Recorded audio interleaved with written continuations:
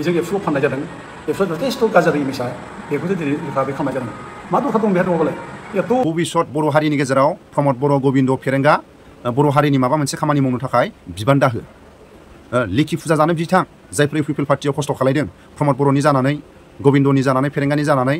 बिथांमोनखौ बुङोबानो सोरबाया ओरैबायदि ना सिंगि बायदि हमनो थाङोबा बाब्राबनानै जेरै सुगुफारजों गावो थिग बेबायदि गावनो थाखाय जायफ्रा प्रमद बर'नि जानानै रेडि जानानै दंमोन जायफ्रा गबिन्द फेरेंगानि जानानै रेडि जानानै दंमोन दा दुर्गा फुजा जानो हरदोंना हराखै दुर्गा फुजा जानो हराखैबा लिखि फुजा जानो बिथां जेरा बयखौबो गोरबोनि खुलुमनाय जासिहरबाय लोगोसे दा नैबे दुर्गा फुजा सोलिगासिनो दङ दा दुर्गा फुजानिफ्राय जों बयनोबो गाहाम हामलायनाय बावहरनाय जाबाय दा जों रायजो राजाफोरखौ नैबे दुर्गा फुजानि समाव बेखौल' खावलायहरो जाहाथे जोङो बयबो मोजाङैनो मोजां थालायो मोजाङै मोजां अनलायनानै फुजाखौ फालिलायो नांलाय खमलाय जाहाथे जेरावबो जाया आं बेखौ खावलायहरो आरो लोगोसे एबार गोदान सरकार हाग्रामा महरै दैदेननाय बे सरकारनि समाव जाहाथे जोङो खुनु बे मेला फुजा बेफोरजों जाहाथे दिन थाङा आरो बेखौ लानानै जों रेभुलुसन जाहाथे परिबेसजों जाया आं बेखौ दिनै खावलायहरनाय जायो दा दिनै जों बेयाव प्रेस मिट लिरनाय खालामनाय जाहैबाय जे दाखालि बावथ्राखै साननै जाबाय जोंहा बिटिसिआ 22 तारिख सेप्तेम्बराव जादों इलेक्सना ओमफ्राय 26 तारिख सेप्तेम्बराव रिजाल्ट ओंखारदों दा रिजाल्ट ओंखारनायखौ जों नुबाय बिपिएफ हान्जाया हाग्रामानि दैदेननायाव 28टा सिट मोनदों आरो लोगोसे इउपिपिएलआ 7टा सिट मोनदों ओमफ्राय बिजेपिआ 5टा सिट मोनदों दा बे रिजाल्टआ एबार बिराद गिदिर मोनसे सुनामि लाबोनाय जादों बिराद गिदिर मोनसे माने बारहुंखा बिरादनो बारमोदाय बायदि मोनसे बारनानै सिमब्रेलांनानै दिनै गोदान मोनसे सरकार लाबोनो थाखाय दिनै हाग्रामा मन्दिरखौ दिनै 28टा सिट देरहादों बे गिदिर बाथ्रा बियो मानोना एफा गिदिर माने सरकाराव थानाय समाव एमपि दं सानैसोआ मन्त्रि दंसोआ एबसु दंसोआ अब्लाबो इउपिपिएलआ दिनै एखे सुस्रांलांजानानै दिनै बे लाथिख' फैनो हादों दा गथे नैबे इलेक्सना बिराद गिदिर मोनसे सुनामि दा दिनै बेबायदि अबस्थायाव दिनै रिजाल्ट जोबथा मोनै जे दुलाराय बर' फरायसा आफादनि आफादगिरि दिपेन बर'आ नै दाखालि 27 तारिखखालि निउसाय निउसआ बियो एनाउन्स होबाय जे दुलाराय बर' फरायसा आफादा अक्ट'बर दानावनो सोमावसारफिनसिगोन दा सोमावसारनायनि बाथ्राखौ बुंदों बेयो नैबे लेखा बे जाबाय दा कनस्टिटिउसन 125 एमेन्डमेन्ट बिल 2019 बे लेखा बेयो दा बेबादियै दा डाइरेक्ट फान्डिंनि बाथ्रा लानानै बुंदों बिथाङा दिपेन बर'आ माने डाइरेक्ट फान्डिं बिटिसिआव लाबोनांगौ दा बेनिखायनो आन्दलनखौ अक्ट'बराव जागायसिगोन ओरैनो बुंदों दा रायजोफ्रा आसरित मोनदों सोमोनांदों जे इलेक्सनानो बावथ्राखै नै एखेरे रिजाल्टआनो बावथ्राखै सानसेल' जादों रिजाल्टआ बे रिजाल्ट जोबथा मोनै माबे फारखा लानानै माने दिपेन बर'आ आन्दलन घोषणा होगोन दा बयबो सानदों दा जोंथ' बुजिखादों ओरैनो बे आउट अफ फ्रास्ट्रेसन जेननायनि फ्रास्ट्रेसन जादों बे नार्भास जादों एखेबारे थानो हायाखै दा थाथेरनो हाया मुथेर हाया जानायाव बे इलेक्सननि प्रग्राम लानो गोनां जादों इलेक्सननि माने बाथ्रा बे फोसावदों दा बे फोसावनायजों खिन्थु बियो जे गावनि एबसुनि जायनाखि भाबमुर्ति एबसुनि जे माने मरेल स्टेन्डखौ बियो माने नस्थ' खालामनाय जादों बेजों एबसुखौ फाननाय जादों एबसुआ जथेस्थ' गाज्रि जादों इमेजआ बेखौसो दिनै रोखा बे खालामनाय जादों मा दरखार दं बेहा दङबालाय एथ' हाखु दाखु बे एनाउन्स खालामनो एथ' हाखु दाखु आन्दलन खालामनो दिनै बेहा दायथ' दंमोन माने मावलायदो मोजाङै मोजां मावलायदोंसै हाग्रामाया बे बाथ्राखौ बे बुंनांगौ सिगाङाव बेखौबो बुंनो हायाखै गैया साहसआनो गैया बेखौ बुंनायनि सिगां बे एखे माबासो जाबाय एनाउन्स होबाय थानो हायाखै माने हाग्रामाया थेर बेथेर जाथारनांगौ इमिडियेटलि अरनायखौ दासो मोननाङा बे अरनाय दानाय सिगांनो हाग्रामाखौ सिफायफिननांगौ बेना थेर बेथेर खालामनायनि बे उद्देश्यजों बे माने प्रेस मिटखौ खालामदों बेखौ जों एखेरे हमनो हादों आरो बे प्रेस मिटनि गेजेरजों रावबो जेबो जाया हाग्रामाया बांसिननिफ्राय बांसिन गोरानिफ्राय गोरासिन जालांगोन जेबो नुदों आरो बे एबसुनि दिपेन बर' दैदेननाय एबसुनि इमेजआ एखे डाउनल थांबाय थागोन जोबलांबाय थागोन जेबो रोखा जादों आरो बे गावनि जोबनायनि बे मोनसे घोषणा बे गावखौ फोजोबनानै बे घोषणा बे देरहानाय घोषणा नङा मानसिया out of frustration out of emotion decision लाया आरो एफा गिदिर एबसुबायदि संगठना नोङो बेबायदि डिसिसन लानो हायोना बोरै डिसिसन लानो हायो बेथ' आनवाइस डिसिसन बे एखेबारे पुलिस डिसिसन बे बेखौ रावबो सापर्ट खालामा दा जायहक आंनि बे खोथाखौ दा बुंसै बे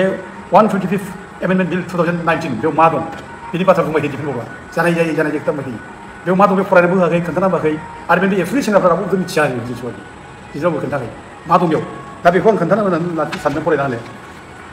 नैबे नै पार्लियामेन्टारि स्टेन्डिं कमिटि हम एफेयार्सनि बे स्टेन्डिं कमिटि रिपर्ट 2020 अन दि 125 एमेन्डमेन्ट बिल बिनि सायाव होनाय पार्लियामेन्टारि स्टेन्डिं कमिटिनि माने हम एफेयार्सनि 2020 नि 125 एमेन्डमेन्ट बिलनि बे माने रिकमेन्डेसन आरो दा बे रिपर्ट बे मा रिपर्ट होनो दानिया बेखौ जों नांगौ रायजोफ्रा मिथिनांगौ बे पार्लामेन्टारि स्टेन्डिं कमिटिया मा रिपर्ट होदों डाइरेक्ट फान्ड हरना दोना बिटिसिआव बा अट'न'मास डिस्ट्रिक्टफ्राव डाइरेक्ट फान्डिं हरना दोन नामा बिनि सायाव डिफेन्स बर्डआ जे बुंदों बेखौ आं क्लियारै बुंनो सानदों दा रायजोफ्रा बुजिनो सेस्था खालाम दा बेनो जों ओरैनो बिथांमोननि बुंनायाव गोदाव सोराव आन्दायलाबायनानै ओरैनो एबसु होननानै बिराद एबसुआ जोंनि आफाद बर' जाथि आफाद होनलाबायनाय बे सम नङा जों आला गला जानाय सम नङा बियो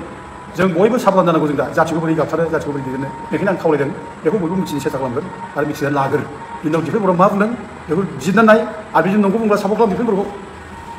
जोंहा मा बुंनांगौ बाथ्रा खिन्थु नंखाय बुंब्ला रुदिन सापर्ट दाखालाम आरो बिसोर नंखाय खोथा बुङै बुङै बर' जाथियाव दिनै हाखर खुलिगासिनो बिसोरो नंखाय बाथ्रा बुङै बुङै दिनै बे बिटिसि 6 सिडुलखौ दिनै सिफायगासिनो दं बिटिसि 6 सिडुल दिनै गैया जोब्बाय बेखौ बस'बोबाय दा दिनै बिटिसि 6 सिडुलखौ लाखिनो थाखायनो दिनै गोदानै बयबो गले गले जांख्रिखांनानै ओंखारखांनानै दिनै हाग्रामा मन्दिरखौ बहरदों दा दिनै जाथियाव मोनसे सुनामि बादि दिनै फैदों बयबो बिग्रायनाय बयनिबो माने जावरिखांनायजों दिनै मोनसे सुनामि बायदि फैदों दा बे हाग्रामा मन्दिरा दिनै सरकारानो फैदों दा नैबे 125 एमेन्डमेन्ट बिलनि रिपर्टआ मा बेलाय आं गिबियावनो फरायगासिनो बेखौ दा committee नटेड representations suggesting that direct funding to autonomous district council by the central should be incorporated in the bill नंगौ बे डाइरेक्ट फान्डिंखौ बिलाव सोसननांगौ होनना बुंदों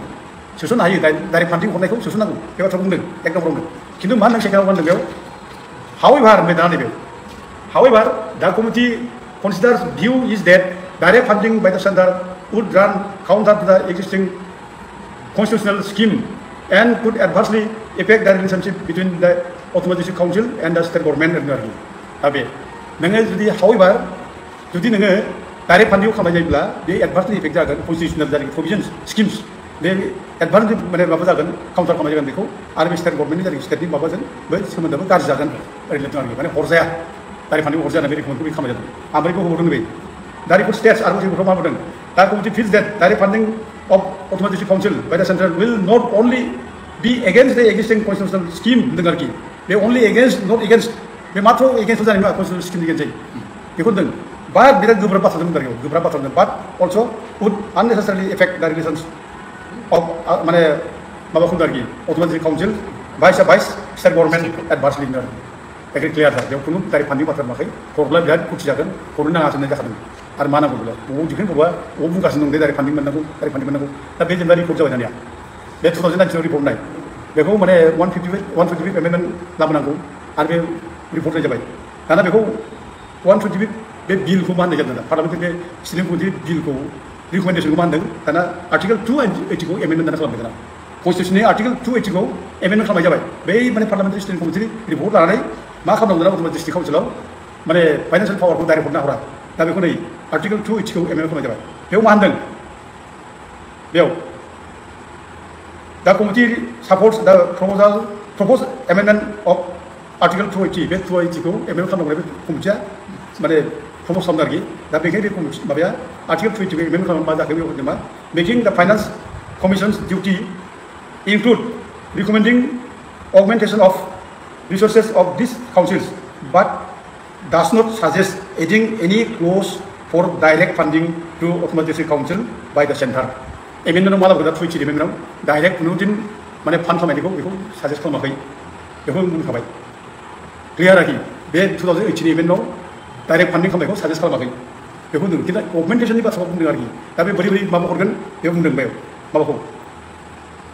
It recommends that State Finance Commission should, while distributing funds between state and district councils, earmark resource explicitly for autonomous district council. माने direct फान्डफोरखौ माने स्टेटफ्रा माने एक्सप्लिसिटलि माने एयारमार्क खालामनांगौ होनदों बेयाव डाइरेक्ट हरनाय बाथ्राखौ बुङाखै दा बेखौसो 280 जायगा आर्टिकेल एमेन्डमेन्ट जादों 125 माने जायगा एमेन्डमेन्ट बिल 2009 लाबोनाय बेखौ बेयाव बुंदों आर्टिकेल 280 आव बुंनाय जादों दा गतिके बे चेप्टारा क्ल'ज जोब्बाय बे थैबाय बे जोब्बाय माने डाइरेक्ट फान्डिं जालिया जोब्बाय बे एमेन्डमेन्ट जाखांजोब्बाय माने 125 एमेन्डमेन्ट जाखांजोब्बाय रिपर्टआ जोब्बाय दा आर्टिकेल 280 आबो माने जाखांजोब्बाय एमेन्डमेन्ट जाबाय दा नों डिफेन्स बर्डआ बबे सिमां हामां दा दिनै बुंगासिनो दं जे माने 125 एमेन्डमेन्ट बिल लाबोनांगौ आरो डाइरेक्ट फान्डिं खालामनांगौ बुंगासिनो दं बोरैहाय आरो बेनि थाखाय बोरैहाय माने बुंगासिनो दं बे जे आन्दलन खालामनो मानो आं माने ओरैबायदि रायजोफोरा खावलायनो लुबैबाय रायजोफोर बेबायदि मानसिखौ जों मा खालामनांगौ दोनसाय रायजोफोर सिन्था खालामनाय बे नङै खोथा बुंबाय थानाय मानसिखौ जों मा खालामदों रायजोफ्रा बिचार खालाम बेबायदि मानसिजों थगायजाबाय थानो हायो नामा नङैनि खोथा बुंनाय नङैनि बाथ्रा बुंनाय बिटिआर सुक्ति एक्टिभेट खालामनांगौ ना बाथ्रा बुंनाय दा बुंनोबो हाया बे बिटिआर सुक्तिनि बबे क्ल'ज इमप्लिमेन्ट खालामदों बे मोनसे खोथा बुंनो हाया जोंथ' सोंबाय थाबाय जिखौ जोङो बुं नोङो बबे बिटिआर सुक्तिनि बबे क्ल'जखौ इमप्लिमेन्ट खालामदों मोनसेबो खोथा बुङा गोदाव सोराव उदाय मुदाय बुंला बे रजनि बारिखौ बखनांगौ मानांगौ आरो नोंनि रन्जन दैमारि बुंनायनि बाथ्राया गैथ्रा एखेरे नोंसोर रन्जन दैमारि बुंना लिराखै नोंसिनि एखराव रन्जन दैमारिमोनखौ फाइनान्स केस गोनां मानसिखौ जेलाव जोबनानै दोननांगौ होननासो लिरदों बे 9.4 माबायाव बिटिआर सुक्तिनि 9.4आव क्लियारलि लिरदों अनलि माने नन हाइनास केसखौल' माने आयेन बादियै नायनाय जागोन होनना बुंदों खिन्थु हाइनास केसखौ जेराव दं थाथों बिसोर जेराव नोंसोर नायदों दा दिनै बे दिफेन बर'आ बे मोजांसो बुंबाय थानो नागिरो जे रन्जन दैमारिखौ बख'नाय बाथ्रा मा बाथ्रा नोंनि एखराव गैया माने हाग्रामावना बिटि सुक्ति खालामदों जेब्ला बिटि सुक्ति खालामनो थुदों फ्रियाव बिसिनि केसखौ रावबो नायाखै बिसोर मा केस दं नायाखै खाम्फा बरगयारि मा केस दं नायाखै चन्दन ब्रह्म मा केस दं नागिराखै सोंनाय रावबो डाइरेक्ट गरग्रा एखराव लिरनादों जे बिसोर इन्ट्रिम फर्मजों दानांगौ माने हाग्रामा मन्दिरनि सिक्रेटारिसखौ लानाय बिसोरबो थोनदों इन्ट्रिम फर्म जानो दा इन्ट्रिम काउन्सिला उइदिन माने 1.5 बोसोरनि गेजेरावनो बिसोरो बे बाउन्डारि टाउन्डारि थि खालामनांगौ कनस्टिटिउन्सि दानांगौ बेखौ बुंदों बिसोरखौ जेलाव जोबनाय बाथ्रा बुङाखै खिन्थु बिसोरनि एखरा मा बिदि आरो बिसोर अब्लाबो बुंलाबाय थायो एखे जालामलानो बे माने बिटिआर एकर्ड इमप्लिमेन्ट खालामनांगौ मानांगौ बायदिना बुंबाय थायो दा मोनसे बे मिसा खोथा बुंगासिनो दं बे ओमफ्राय मोनसे खोथा बुंखादों बे दाखालि आरो आं बिनि माबाखौ नायदों आरोखि बे नैबे गावसिनि बिटिआर एकर्डनि नैबे 3.2 क्लजखौ बुंबायमोन बिथांमोना माने 2 क्लजआव मा दं 3.2 क्लजआव 60टा सिट बारायनाय खोथा बुंबाय 60टा समस्ति बारायनांगौ होनलाबायदों बे इमान गाज्रि मानसि बे आं माने मोजां खोथाखौ बुंनो लुबैला आरोखि बेनिफ्राय माने बेखौ बुंनांगौ गाज्रि खोथासो ओंखारनो नागिरो रायफोरनो नागिरो बे मानसि मोजां नंथ्रा नोंनि एकर्डआव लिरदों दिफेन बर'नि एकर्डआव बेयाव 3.7 लिरदों increase in constituencies of BTC up to the maximum of 66 after alteration in the area without adversely affecting the existing percentage of reservation tribals जों बेखौ अनेक समाव जों बुंबोबाय फरायनाय खोथा बुंबाय मा होननाय जादों बे दिफेन बर' खोन्था बे मोनसे खोथा बुङा बे खिन्थु अभाब सभाब बे बुंगासिनो दं थुब्लानो बे एखेबारे लाजि रोङा बुंगासिनो दं बेबायदि 60टा समस्ति बारायनांगौ बिदि बिटिआराव बुंलागासिनो दं बेहा लाजिनाय दंना गैया मानसियानो बेथ' लाजिनाय जेबो गैया बे लाजिनाय दंब्ला खेबसे मोनसे खोथा बुंखाबाय दिफेन बर'आ बे गामि दानख'नायनि जे क्लज दङ बिटिसिआ गामि दानख'नाय मा थाबावगोन जों सोंबाय थादों नोंसोर मानो माने गामि दानख'नाय एकर्ड खालामना लाबोखो नोंसोर 3.2आव दं बे गामि दानख'नाया मानो गामि दानख'नाय माने एकर्ड खालामना लाबोखो बे होनब्ला लेरफ्लादोंसो होनबाय बियो गामि दानख'नायखौ लेरफ्लादोंनो सासे एबसुनि प्रेसिडेन्टआ लाजिया नामा बिदि खोथा बुंनो एकर्डआ लेरफ्ला जायो नामा जेराव हम मिनिस्टार थालायनाय एकर्ड बियो बेयाव लेरफ्ला जायो नामा बे दिफेन बर' लाजिरोङि मानसि बे बिदि बुङो दा बेबायदि लाजिरोङि मानसिजों जों माने फिदिंजानो नाङा आरो जों थगायजानो नाङा जाथिया एसे मजबुत जाथि जानांसिगौ दा जाथि जानांसिगोन जोङो दा गोदान सरकार फैबाय जेब्ला जों बयबो कपारेटिभ नांगौ बयबो माने आवगायबोनांगौ जाहाथे सान्थिपूर्ण भाबै जों बिटिसिखौ सालायलांनो हायो 17 बोसोराव जों जेरै सान्थि भाबै सालायलांदों बायदि सान्थि भाबै सालायलांनो हायो गोगोम मोनसे बिटिसि अननायनि गेजेरजों माने बिराद मोनसे डेभेलपमेन्ट जौगानाय गोरिब गुन्द्रा आइ आफा बयखौ लाफानानै जों जाहाथे माने सालायलांनो हायो बेनि थाखाय जों बे माने हाग्रामाखौ जों सापर्ट खालामनांगौ जों बेखौ खावलायो 17 बोसोरावबो एकदम मोजां सावलायलांदों खिन्थु डिस्टार्ब खालामनानै बे डिपार्टमेन्ट डिस्टार्ब खालामनोसै 17 बोसोराव जथ' जादों बे डिपार्टमेन्ट डिस्टार्ब खालामदों बिनि बादै खुनु रावबो डिस्टार्ब खालामाखै आरो दाबो नै गन्दगला फिन खालामदों बिसोरनो बुंलाबायो माने माबानो एखेबारे बे लिरनाय समावलाय गुलि गंसे बेरफुवाखैनो आगोल खुनु रावबो माने असान्थि जानाखैनो गुलि गंसे बेरफुवाखै बे जोंसारखौ सोर गावथारा बे जनक कुमार ब्रह्मखौ सोर गावथारा बे हेमन्त नार्जारिखौ सोर गावथारा बै माने नागेश्वर बसुमतारिखौ सोर गावथारा बै मिया दैमारिखौ केन्दाव गनाय सोर बे आरो बे हिन्जावफोरखौ दख'ना खुनानै माव गारखायनाया सोर बिसोरनि सरकार नङाब्ला बे न' बां संनानै अनेक होखारबाय सोर दिनै गाबखौ बुंजाबाय गोबां बर' फिसा गाबखौ गोबां बर' फिसाखौ गाबदों सावै गाबदों दिफेन बर'खौ सावै गाबदों बे इउपिपिएल सावै गाबदों दिनै बिसोर बे समाव बुंलाबायो एखेबारे जेबो जायाखै माने इउपिपिएल सरकार समाव माने गोरों दावरावसो जायाखै होनलाबाय थायो दा दिनै बेफोर एक्जामपला जोंहा दं दा जोङो बेखौनो बुंनो लुबैयो दिनै दिफेन बर'आ मैया मोनसे खोथा स्टेटमेन्ट लिरनाय नुदों आरोखि बे फेसबुकआव होदों ना दा बे बुंदों जे माने बाक्सा जिल्लायाव बड'फा उपेन्द्र ब्रह्मनि मुसुखायाव माने गाज्रि मोनसे माबा खालामनाय आरोखि सोरबा बेनि माबाखौ डेमेज खालामदों गाज्रि डेमेज खालामदों आरोखि ओमफ्राय उपेन्द्र ब्रह्मनिबो खालामदों दा बेखौ लानानै बे इनडाइरेक्टलि सोरखौबा दाय होदों माने बिपिएफनि मानसिफ्रा खालामदों बे खोथाखौ बे इनडाइरेक्टलि बुंदों आरोखि डाइरेक्ट बुङाखैल' इनडाइरेक्टलि बेखौ बुंदों आरो बिसिनि दिनाव दिनै बिपिएफ फैनाय लोगो लोगो असान्थि जाफिनसिगोन दा जेरै जों सान्थि लाबोबायमोन बिराद खस्थ'यै एबार असान्थि जाफिनसिगोन बे बाथ्राखौ बुंदारदों ओमफ्राय मोनसे इसारा होदों बियो दा बे रोखोम जायोब्ला माने नेपालाव जेरै जादों राजाफोरा जेरै प्राइम मिनिस्टारा जेरै गारना खानाय जादों रायजो गारना खानाय हम मिनिस्टारा जेरै माने माबा जादों न' बां सबजाजोबदों गासिबो गोदान मोनसे परिबर्तन लाबोदों बेबायदि फैगोन बे साइडआव बुंदारदों दिफेन बर'आ बुजिनाया मोजां हाग्रामा मन्दिरा देरहानायनि उनाव बयबो रायजोफ्रा बिराद खुसि रंजा बाजा माबा मोनसे गन्दगल खालामनानै गावखौ बदनाम खालामना लाया बियो हाग्रामा मन्दिरनि पार्टिया रावबो बिदि खालामनाय नङा बदनाम रावबो गैया खालामा दा बेखौ खालामदों सोर हाग्रामा मन्दिरखौ जाहाथे सिफायफिननो हायो इमिडियेटलि बेखौ बदनाम खालामनो हायो बेखायनो बे इमिडियेट बेखौ बे दिफेन बर'मोननि सोरबायानो बिसोरनि मानसियानो बेखौ स्पन्सर खालामदों बेखौ खालामनानै बेखौ माबा खालामनाय माने हाग्रामाखौ दाय होनानै दिफेनखौ दाय होनानै बे सरकारखौ दिन्थिनानै असान्थि मोनसे परिबेस खालामनो नागिरनाय बेखौ जों नुदों आरो बेल' नङा रायजोफ्रा साबधान जानाय मोजां अनेक खालामनांगोन बिसोरो अनेक खालामनांगोन बे 17 बोसोराव जेरै अत्याचार खालामदों बिसोरो आन्दलन खालामब्ला एखेबारे डिस्टार्ब खालामबाय थानाय बिरादनो गावस्रा फैसा खाङै बिरादनो हाग्रामायाव खरासन खालामदों होननानै बुङो आरोखि बेबायदि दा बिसोरनो मानसिया गावसोरनो थिनस'खौनो मानसि गावथारबाय बुथारबाय सान्थि फैदों रंजाबाय बिराद दलदामै दंजाबाय बिसोर अननाय नायदों दा बेबायदिसो खालामनो नागिरदों दा मोनसे साबधान जानाय मोना रायजोफ्रा आं बयबो रायजोखौ खावलायहरो बिसोरबायदि मानसिजों जों माने माबा नाङा एकेबारे बिसोरनो जानो नाङा आरो असान्थि जानो नाङा सान्थि था बयबो रावखौ अननाय दा खालाम रावनि बिसायाव गाज्रि दामाव आरो बड'फानि जायनाखि मुर्तियाव जायनाखि गाज्रि मोनसे माबा खालामबाय देखायनानै लाबोबाय बिदि मुर्तिखौ खथि खालामबाय बे मानसिखौ नागारनांगौ आरो साजा होनांगौ जों बेखौ लुबैयो आरो दिनै बे डिफेन्टमोना बेफोरबायदि गाज्रि खामानि मावनायखौ सब माबा खालामबाय थादों स्टार्ट खालामबाय थादों बे साबधान जानो मोना थांनाय इलेक्सनाव बिसोर बन्द' खालामदों बुलाय सोलाय खालामदों सोर खालामदों बे एबसुनि सेंग्राफोरखौ खालामदों जायगा जायगा मानसि बुनाय थाखा फैसा रानै माने गारि बुथुमबाय माने सोर खालामदों इलेक्सनथ' बिराद सान्थि जागौमोन बिसोर ओंखारनानै बिदि दावराव खालामोब्ला दा ओंखायनो जों दिनै बुंनो लुबैदों दिनै डिफेन्ट बर'ना साबधान मालायखौ वार्निं होनो दरखार गैया नोंसोरखौ सामलायनानै ला आरो जों बे नेपालनि खोथा बांलादेशनि खोथा लानानै सोरखौबा सिगिन दानागोन दाना जा नोंसोरखौ दिनै आइजोफ्रानो दिनै बिसोरखौ होसोनो नागिरदों बुजियाखै नामा सोरला दिनै मोदै रथ'थ' जेब्ला हिन्जावफ्रा गाबो मोदै रथ'थ' दिखाराय जेब्ला गाबो हिन्जावफ्रा जेब्ला बिग्राय थाङो अब्ला नों नाय मा जायो हिन्जावफ्रा जेब्ला असान्थि जायो मा जायो नोंसिना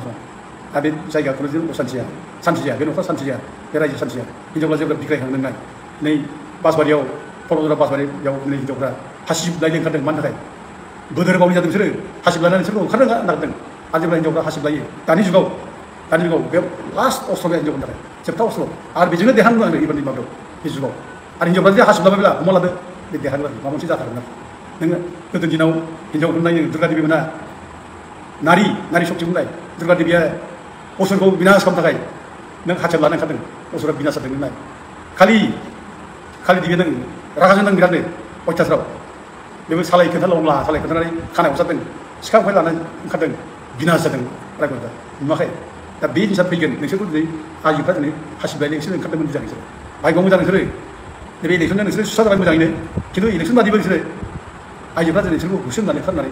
माने दिनै ओंखारबोदों दा बे साबधान दा ओंखायनो बयबो खावलाय रायजोफोर दिनै मोनसे जागरन नारि जागरन फैबाय रायजोनि जागरन फैबाय दा जों सान्थिबाबो जाहाथे फैलाङो आरो बे जागरनाव फैबाय थागोन जाय गाज्रि मावो बे खेला मोनखाथारगोन आरो मिथिखाथारो ओरैनो सोर मावदों सोर मावाखै दा बयबो खावलायबाय रायजोफोर बयबो जाहाथे सान्थि थायो मोजाङैनो फुजाखौ बारहोयो आं बयबो खावलायनाय बयबो खुलुमबाय गोजोन्थों रायजोफोर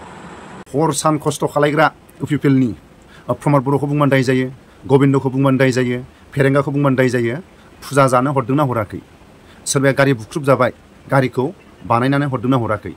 जायफ्रा ना सिंगि बायदि ना थेंगोना बायदि सान्स मोनबानो बाब्राबनानै सुगुफारजों गावनो थाखाय साबधान जानानै दंमोन प्रमद बर'खौ बुंबानो दाय जायो गबिन्दखौ बुंबानो दाय जायो फेरेंगाखौ बुंबानो दाय जायो इउपिपिएल पार्टिखौ बुंबानो दाय जायो फुजा जानो हरदोंना हराखै दुर्गा फुजा जानो हराखैबा लिखि फुजा जानो बिथां प्रमद बर'नाव बिटिसिनि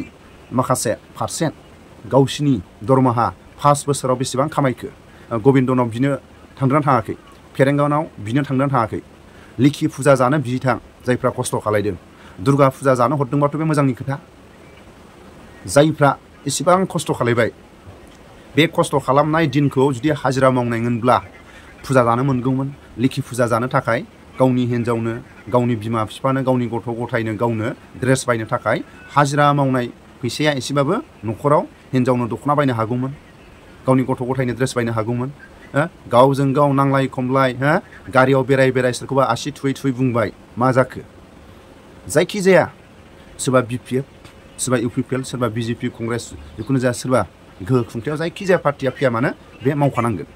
बिटिसिनि जेसेबां जनजाति दं साफ्रोमबो रायजो राजाफोरनि खामानिखौ मावखानांगोन नाथाय ना थेंगोना बायदि ना सिंगि बायदि सुगुफार लानानै सान्स मोनबानो सोरखौबा बाब्राबनानै ना सिंगि बायदि सोरखौबा गावनो थाखाय रेडि जानानै थानायफ्रा बे जोबोद लाजिथाव नङा होमबा जोबोद लाजिथावना थां प्रमद बर'नि जानानै हरसान खस्थ' खालायनाय गबिन्दनि जानानै खस्थ' खालायनाय फेरेंगानि जानानै खस्थ' खालायनाय जायफ्रा इउपिपिएलनि जानानै खस्थ' खालायनाय दुर्गा फुजा जानो मोन्दोंबाथ' मोजांनि खोथा आरो हराखैबा लिखि फुजा जानो थाखाय प्रमद बर'नाव बिथां गबिन्दनाव बिथां फेरेंगानाव बिथां सोरबा इउपिपिएलनि गेदेरमा दैदेनगिरिफोरनाव बिथां थाइसे थाखा हरगोन नामा हरा प्रमद बर'आ प्रमद बर'खा गबिन्दआ गबिन्दखा फेरेंगाया फेरेंगाखा 5 बोसोराव थफ्ला खाथबनानै जिबायदि लाथुमबाय बे थफ्लाखौ मालाबाबो नों आंनि थाखाय खेवला सोरबा दुलाराय बर' फरायसा आफादनि सोरबा बेराम जानानै दङबाबो प्रमद बर'आ थांनानै हैगोन नामा बेमार नायथां होननानै होआ बै समनि खस्थ' खालायनाय गावजों समान आन्दलनाव प्रमद बर'आ सोरखौबा थांनानै आंजों एसे खस्थ' खालायदोंमोन नों बेमार जानानै दं आरो नोंसिनि गथ' गथाया फरायनायाव जोबोद खस्थ' जादों बा आंजों समान आन्दलन खालायनाय आदा बा फंबाय बा आब' बा नानि बा आदै आदा जोंजों आन्दालन खालायफाबाय समान समान माथो नोंनि न'आ अखा हाबा अखा सिरो अबस्था गैया थाखा फैसा गथ' गथायखौ फोरोंनो बेबायदि थांनानै प्रमद बर'आ मालाबा सोरखौबा बुंनाय रेकर्ड दं नामा? गैया। सोरबा दुलाराय बर' फरायसा आफादखौनो दोनथ' सोरबा एक्स एन डि पिखौनो होन सोरबा रायजो राजाखौनो होन सोरबा एक्स बिल टिखौनो होन जायखिजाया गावजों एखे लोगो आन्दालन खालायनाय सोरखौ थांनानै बा एसे खस्थ' खालायनानै नों बेमारावसो दङ इसिबां जोंजों आन्दालनाव बाहागो लाबाय नों बेबायदि बेमार जानानै दं प्रमद बर'आ बेबायदि बुंनाय रेकर्ड दं नामा? जाय लिडारा बेमाराव गोलैनानै दं एसे हेफाजाब होदोलै होननानै जाय लिडारा खोमायाव खोनानाय लोगो लोगो थाइसे थाखा थाइनै थाखा हेफाजाब होग्रा लिडार सों 15 बोसोराव हाग्रामा महिलारि सारा सोरबा एक्स बिल टि सोरबा बै समनि भलन्टियार आबसुनि जायखिजाया जाय मानसिफ्रा हाग्रामा महिलारि सारनाव सोरबाया बेमाराव गोलैनानै दंनो सोरबाया केसनि जेंनायाव गोलैनानै दंनो सोरबाया माबा मोनसे जेंनायाव दंनो हाग्रामा महिलारि सारा मोगा मोगि जुदि गावनि खाथियाव बुङोबा लोगो लोगो गावनि सिपियाव बेसेबां दं बेखौ हरो। प्रमद बर'आ गावजों समान समान आन्दालन खालायनाय मानसिफोरखौनो गावनि न'आव थाङोबा